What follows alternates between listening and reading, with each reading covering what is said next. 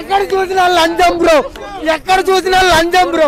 కూకట్పల్లిలో లంచం, అమీర్పేటలో లంచం, ఎక్కడ చూసినా లంచం బ్రో. ఎక్కడ చూసినా ఈ లంచాన్ని అరికట్టేవాడు ఎవడు లేడు అనుకోండి. అప్పుడు వచ్చాడు బ్రో భారతీయుడు తాత. మళ్ళీ మళ్ళీ రావాలి తాత.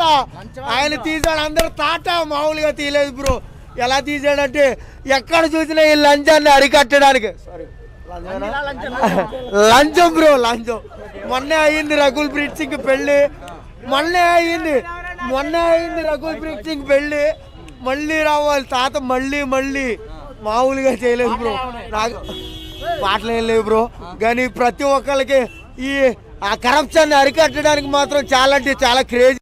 ఏం తీసాడు బ్రో శంకర్ బ్రో, తీసిన తీసుడికి మా మొత్తం వంకరలు తిరిగేసాం బ్రో. మామూలుగా లేదు బ్రో.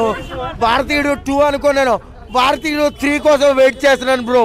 మామూలుగా మాస్క్ తీసిన ఇదే కలర్ లో ఉంటాను బ్రో, మాస్క్ తీసిన ఇదే కలర్ లో ఉంటాను.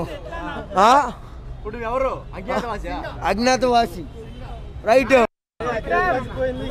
Last for the least Shankar గారు కమ్బ్యాక్ వచ్చారనమాట 2 సినిమాల తర్వాత. కమ్బ్యాక్ అనిపించింది నాకైతే, చాలా అంటే చాలా బాగా అనిపించింది. బ్రహ్మి గారు ఒక క్యామియో రోల్ చేశారు బ్రో. ప్రతి ఒక్కళ్ళు కూడా ప్రతి ఒక్క క్యారెక్టర్ క్యామియో రోల్ చేసినా కానీ ఒక కరప్షన్ అరికట్టడానికి, ఒక మంచి బాటలో నడవడానికి. నువ్వు తప్పు చేసావా, నువ్వు చేస్తావు. అలా తప్పులు చేసే వాళ్ళందరికీ సింగా బ్రో, మై నేమ్ ఇస్ సింగా. మళ్ళీ మళ్ళీ వస్తుంది బ్రో. ఎక్కడ చూసినా కరప్షన్, ఎక్కడ చూసినా కరప్షన్ బ్రో. సిద్ధార్థ్ బ్రో ఎలా చేశాడంటే బ్రో నార్మల్ గా చేయలేదు బ్రో. నాకైతే చాలా చాలా చాలా బాగా అనిపించింది బ్రో.